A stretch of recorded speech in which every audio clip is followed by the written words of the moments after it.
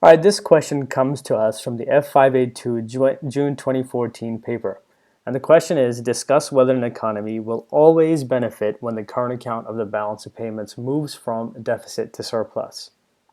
Now, you can see all the comments are there. I actually just recorded this video and I realized I messed up by cutting out a few things. So I'm going to read you through it, tell you what I was thinking, and then hopefully this should help you understand how to attack an 18-mark question like this. So let me start with reading it and then I'll explain my comments paragraph by paragraph. A current account deficit may involve import expenditure exceeding export revenue. A current account surplus may involve export revenue exceeding import expenditure. To decide whether an economy will always benefit from the movement towards a surplus, it is necessary to consider the underlying causes and conditions. For an introduction, this is the exact kind of thing you want to do. So you'll see over here on the right side, comment 87, 88, and 89 all talk about giving correct definitions. It also has a nice little lead-in sentence, which is not necessary into the remaining part of the application and analysis, right? The rest of the essay.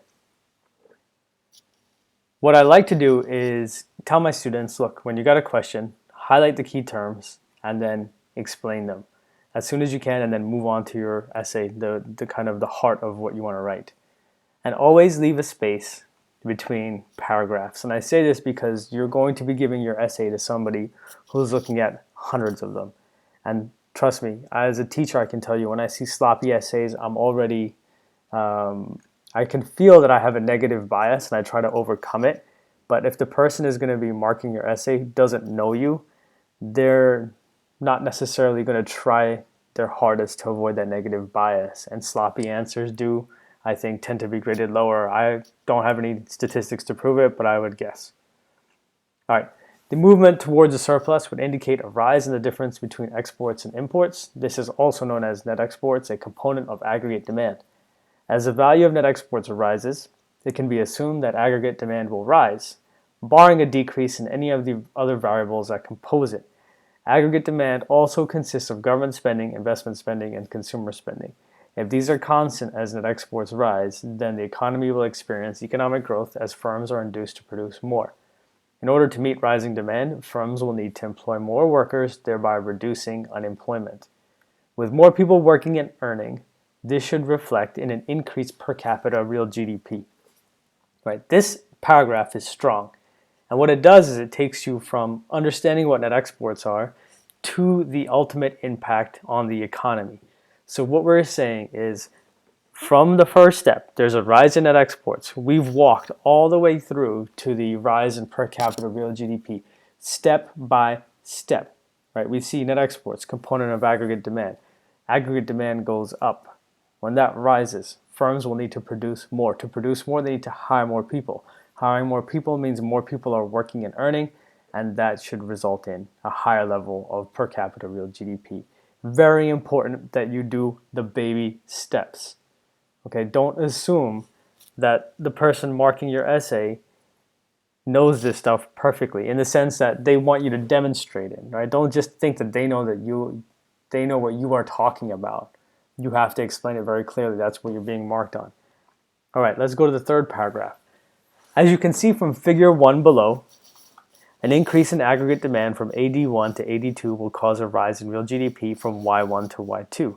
A rise in real GDP could increase the average living standard for the people. However, it is important to note that there is also a rise in the price level from P1 to P2 as the economy moves from point A to point B in the diagram. The demand-pull inflation trade-off may be worth the cost of growth. It would be necessary to consider the extent of the inflation in this situation to determine. Now, this paragraph, there's a few things going on that you may not notice, but as a teacher, I like this kind of subtle approach.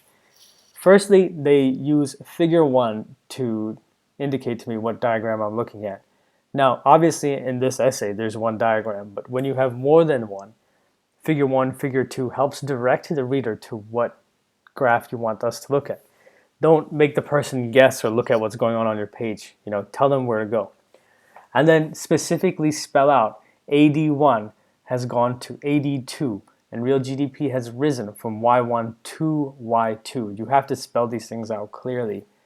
Right, this is part of your analysis. A rise in real GDP could increase the average living standard for the people. Okay, there's further analysis, and we mentioned it before, why that might be. However, it is important to note that there is also a rise in the price level from P1 to P2 as the economy moves from point A to point B in the diagram. The demand pull inflation trade-off may be worth the cost of growth. Now here you have a lot of room to explore further the downside of inflation, right? It's kind of briefly touched upon, so that's something that limits the analysis here. Now, it would be necessary to consider the extent of the inflation in this situation to determine. That's an evaluation comment, right? We want to talk about the extent of something, how big, how much, how significant is the size will influence how much it changes things. So whenever you go down that road, you're evaluating. Let's move on to the next paragraph. In addition, it is vital to consider the signal that this kind of performance sends to the global community. It indicates a healthy and well-performing economy, and this may lead to a rise in foreign direct investment as global firms seek to take advantage of profit opportunities in this growing economy. If local firms see this trend continue, they may very well increase their investment too. Okay, these are two advantages, two benefits, and explain why these things may occur. For example, why will foreign firms invest? Well, because it looks more profitable to do so. Why will local firms increase their investment? Well, because of the same reason. So here's the analysis given of a situation, and it's proved why. Right? I don't just say foreign direct investment will increase. I say it's going to increase because of the need to take advantage of profit opportunities. Right? You're explaining why. Okay, we move on to the next paragraph, which is beginning the evaluation. However, this analysis is based on one vital supposition. At point A, the economy has some spare capacity before facing truly significant inflationary pressure. Take a look here. At point A, we have some spare capacity, right? Because we're not operating at full capacity. So what that means is there is room for growth. We can go from Y1 to Y2 and increase output, but there's going to be a trade-off with the price level. So if the rise in net exports had occurred after the economy was at point A, there would be significant overheating and increases in the price level with a limited increase in real GDP. This would be due to the economy operating at or near full capacity. So as the economy gets closer to this B point, so let's say we didn't start at A, we started at some point in between these two, then the economy would be closer to reaching full capacity and economic growth from there. Think about it, AD2 shifting upwards along this is just going to be a rise in the price level with no real rise in output. On balance, had the starting point been somewhere along the horizontal portion of the LRAS curve, the economy would have high levels of spare capacity due to an excess of underutilized resources. In this instance, increases in real GDP would be associated with minimal, if any, increases in the price level.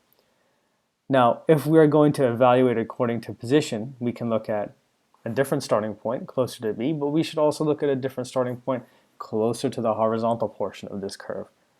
And what we're saying is if we're operating along this point, we have a lot of spare capacity. And if that's the case, economic growth can occur without an increase in the price level. Now, this is one evaluation point fully developed, right? This is what evaluation looks like when it is fully developed. And I really want to draw your attention to that because students struggle so much when it comes to evaluation. What do I do? What do I write? How do I do it? Hopefully, after I work through a few of these essays, you guys start to notice a trend. So how would I mark this essay? Now, let's go back to the question. Discuss whether an economy will always benefit when the current account of the balance of payments moves from deficit to surplus. I think we've answered the question, but let's see how well it was. Now, I think there's a lot more room for this essay in terms of the analysis to examine the costs, right? Not just the benefits, which have been explored quite well, but the cost. So it's lacking on the cost side. Aside from inflation, we haven't really said much in overheating. It's just not sufficient in my opinion. So as I scroll down here, I've given this essay, and I think generously, 15 out of 18 marks, which is due mainly to the lack of analysis on the costs of a rise in net exports. Evaluation is strong, could be more focused on, if you bring in another evaluation point, it could add some more depth. But what I'm saying here is this essay, while written well enough, still has more to explore. So would I put this at 15? Yeah. If I was being harsh, I could say 13. but I don't think you could argue this is any lower than 13. So let's leave it at 14. All right, so if you guys have any questions, you can leave me a comment below, or you can email me at the address listed either on this video information or on the channel homepage. Let me know what you think. I'm going to keep trying to do more. And please, please, please let me know if you have any questions. Post them there and I'll take care of that for you.